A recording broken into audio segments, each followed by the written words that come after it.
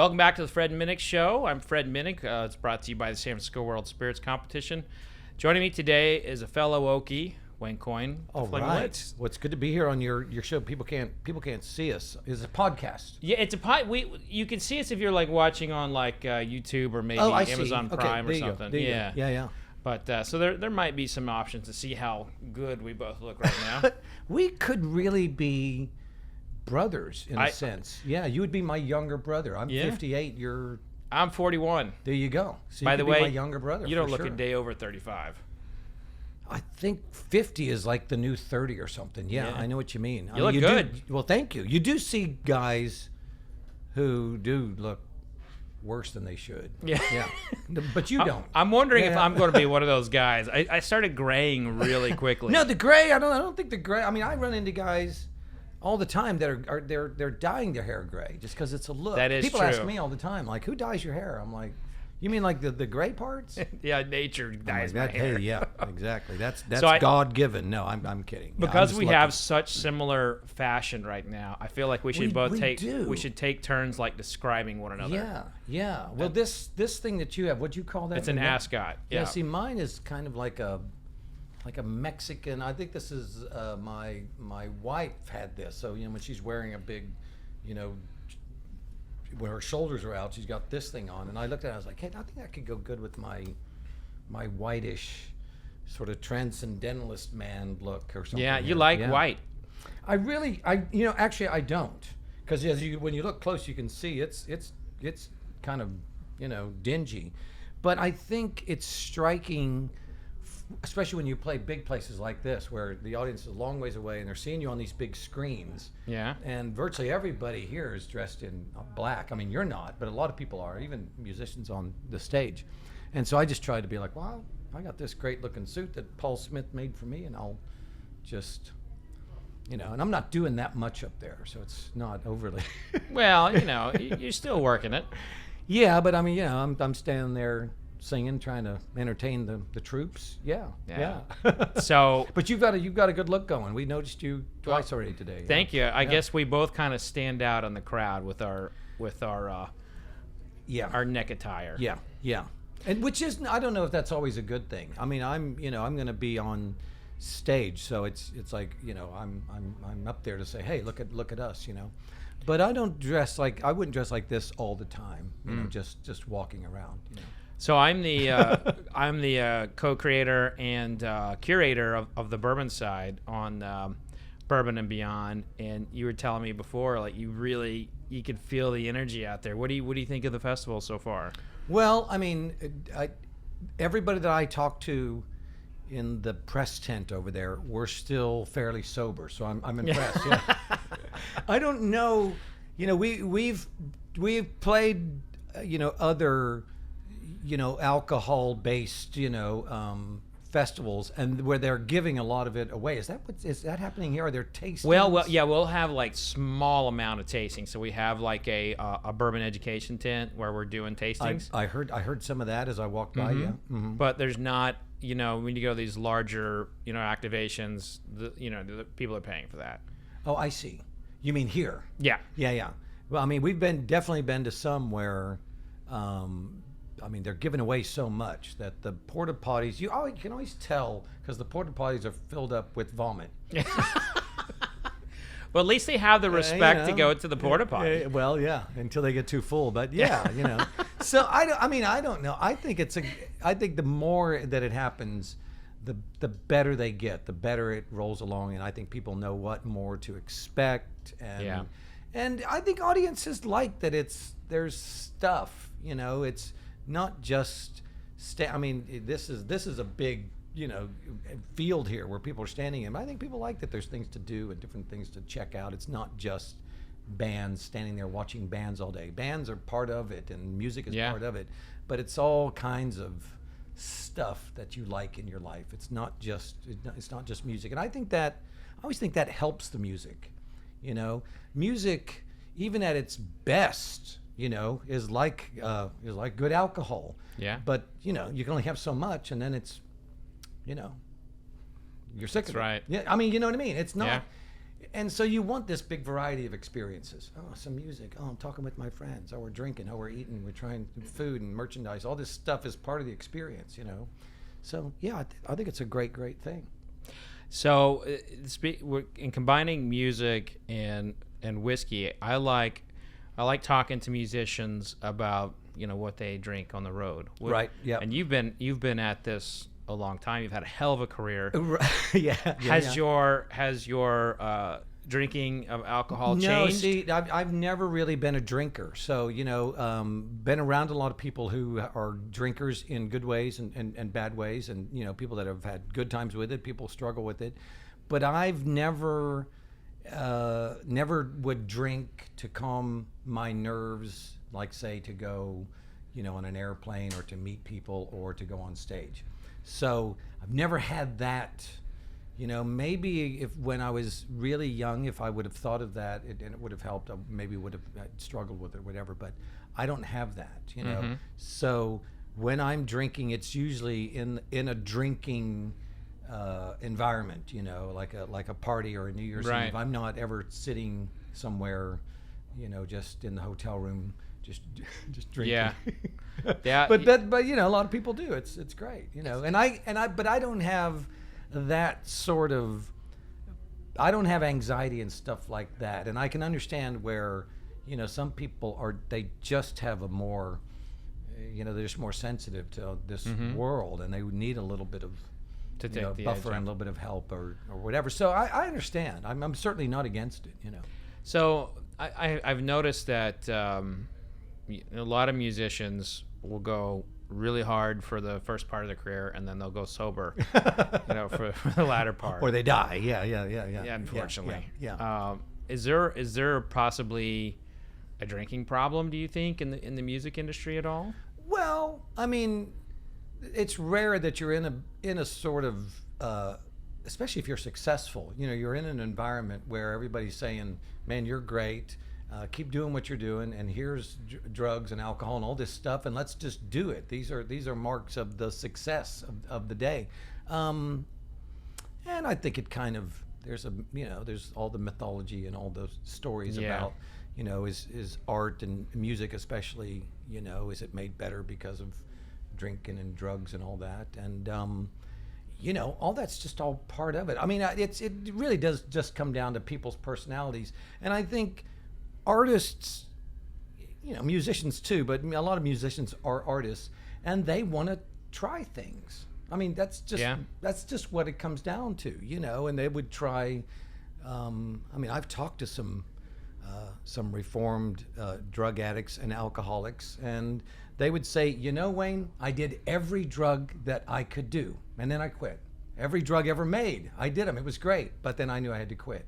Same with any kind of alcohol or booze. I drank everything that they made, and I ran into someone, and there was like a new drug that had come out, and they were kind of like, "Dang, I don't get to do that one because I've stopped." So I think it just is part of the, the way my personality is. I am kind of like an introvert who likes to sit in the corner and create music and paint and do art and all that, but then part of you has to come out here, and you do have to kind of be an extrovert at the same time. You got to go out here and talk to people and deal with an audience and all these sorts of things. So I think it's a little bit probably that it's like, part of you wants to be this way, but part of you must be this other way, and all that stuff probably gets you through the transition. So, But I'm lucky, I'm very healthy. You're very grounded yeah. too. Yeah, You're and just grounded. lucky that I don't have that as Yeah. and some people have it as just part of their ancestry, their genes and all that. And that's a what can you do? That's a serious thing. Yeah. What was your first drink? Probably was Coors, just a beer, and I remember that yellow can, and had the when you used to have to take the top That little, off. like a peel off label. Yeah. Yeah. And we would drink that, in the backyard, at, cooking, corn on the cob and having watermelon, and everybody would sort of drink But I never really even liked that much. You know, I Mm. never drank it as like a refreshment. You know, I'd say, oh, that's beer, but I never drank it and thought it's good to get drunk or anything. You know. Well, I don't want to get you drunk, but Okay. I would like to get pair a bourbon or whiskey or something in what I have here Okay. to your flavor profile, if you're okay with that. I don't know what my flavor profile will be. We're but gonna I'd be we're gonna willing nail to it try down. some things. Yeah. We're gonna nail. What is your favorite food? Well, it would probably be something like even watermelon, what I just mentioned. You know, Okay. like, but only when it's good. You know, and in Do you like to Oklahoma, put salt on? I watermelon? don't see. I like. I mean, for me, I definitely like sweet things. Okay. You know, more than savory. So I was talking to someone in the media tent, and I said, when people ask me about whiskey, I say I like Fireball, but I don't think Fireball is like a real. No, It's not that's something people make. that's you know? poser whiskey. But see, my reason is that I have like an acid reflux thing, and if some alcohol, if I drink it, it'll do that. And I discovered one night, someone said, "Hey, here's a shot of Fireball," and I was the same as you, kind of like, "Oh, what is this?" But see, it helped that in Wow. me. So it's not just the flavor, it's not just the effects. It has this other. And a medicinal thing. It's Well, you helping know, me, they used yeah. to actually prescribe whiskey for medicinal purposes during Prohibition. Yeah. Who So could blame them? let's take a look at some flavors. There you go. Do you, on the sweet side, do you like chocolate or caramel more? Caramel. There you go. Okay, caramel or vanilla? Vanilla. Okay. Yeah. I had some ice cream just last night that was vanilla and caramel. So Yeah. you're heavy on you like the vanilla. Yeah. Let's see. Do you like cornbread? Yeah. Okay, not too much. Not like, you know, I wouldn't mention it in the top Do you 10. like roasted nuts or are you a yeah. nut guy? Yeah. All right, so hand me that Bella Mead. It's at the front. It's at the front. Black label at the front. Right. Nope. Right there. That's it. You just had that one. Yeah. Oh, there you go. Yep. Yeah. Oh, he threw it. Oh my gosh. If that had gone badly, yeah, the podcast That- would be over. So Yeah. so what this is a 10-year-old Bella Mead. It's distilled in Indiana, partially aged in Tennessee, and it's finished in sherry barrels. It's very sweet, Wow. and it's got some nice. So now what is when you said cherry barrels? Sherry like from Spain, like the fortified wine. Oh, I see. Yeah. So the wine was in these barrels. And then they poured the wine out, and then they're putting this whiskey into the That's barrels. right. Wow. Yeah. So that's how. Wow. So that is the. Now this would be something you know this whiskey, and you're going to know the flavor before. Yeah, you drink I it? actually. I mentioned that this show's San Francisco World Spirits Competition presents this show. This won like a double gold in competition, and this was picked by. This is a barrel pick from Jack Rose Dining Saloon in Washington D.C. So this is like there's only like 200 of these bottles. I see, and So- this would be so. If I mentioned this as my I like this whiskey around whiskey people. They'd have to be an ultra whiskey person to Okay. know it. Yeah. But what you could say is like you had a sherry finished bourbon, and they would understand that. Oh, I see.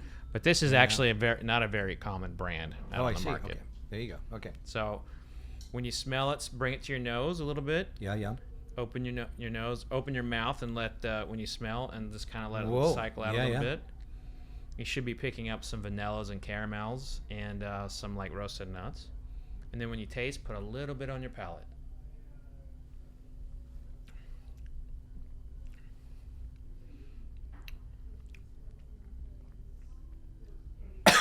Woo! Does that happen? Does that happen to a lot of people? Sometimes. That's pretty.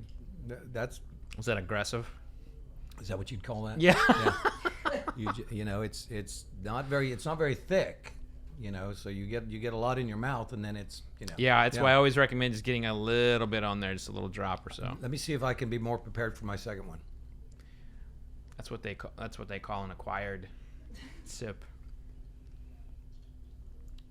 Well, I know, but being surprised is fun, you know. Well, I haven't had any other whiskeys today, Oh, nice. so I wouldn't. If you asked me, I wouldn't know that that's vanilla. I wouldn't know. But if I had something else that wasn't that, I might come back to this and say, oh, Well, let's try something else. there you go. Throw me a couple. So other for me, glasses. that I would, if someone gave me that, I wouldn't know that that's like, oh, that's flavored and that's. I like he's throwing them. Now, I will need glasses. What kind of podcast is it? I know, right? I mean, yeah. jeez. I know. He's like a daredevil over I there. know. Yeah. He's All right. the first drunk person I've run into. is your Right, cameraman, and that's yeah. sad because he's not supposed to be drinking. Well, Let's see what this is. That's what they all say. Yeah.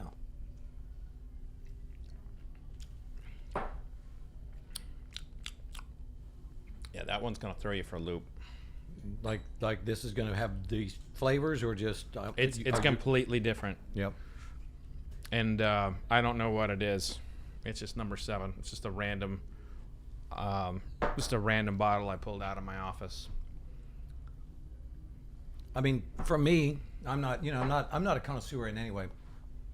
Those don't taste that much different to me. Really? Not to me, but I'm not picking up, subtle aftertaste and all that, like a more like if I was more used to it. Yeah. But it's fun. It's fun to explore this, and you can see that there's when you taste and you analyze. If you spend a little more time, you'll find out that sometimes, two whiskeys that were made side by side are completely different. Yeah.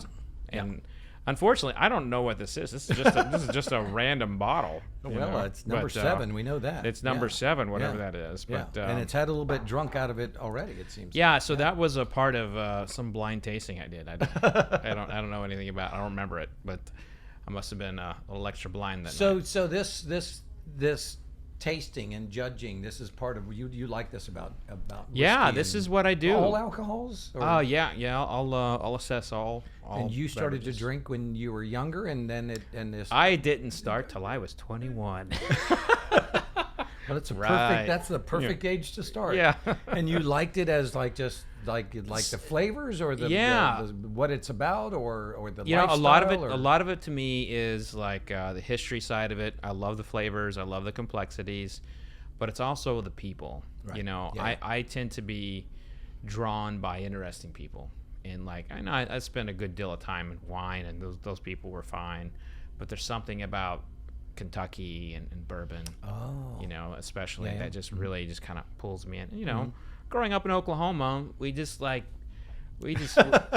out on the back porch and watch the storms and talk and drink iced tea. It's just kind of what we did, and so I'm kind of gravitated toward conversationalists.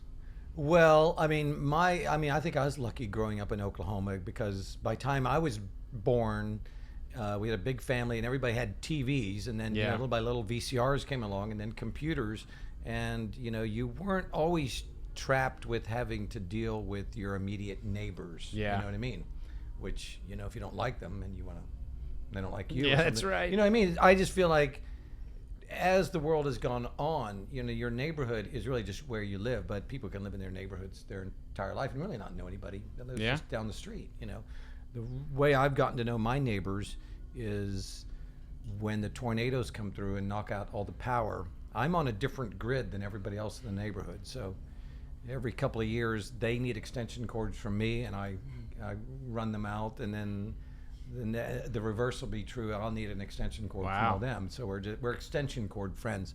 But I think that's a great thing about modern society. Yeah. It's you live, you can be as insulated as you want, and not really have to worry. What are these people doing next door? Right. Am I, do I like them? Or and all that. It's a complicated world out there. So I don't know this about you. Are you a Cowboys fan or a Sooners fan? Well, probably more Sooners. Just growing up in the 70s, Yeah. But really, I kind of like if it's even like with the Thunder, it's like if it riles everybody up and everybody has an occasion to care about something. Yeah. I like it all, but probably the Sooners more than the Cowboys.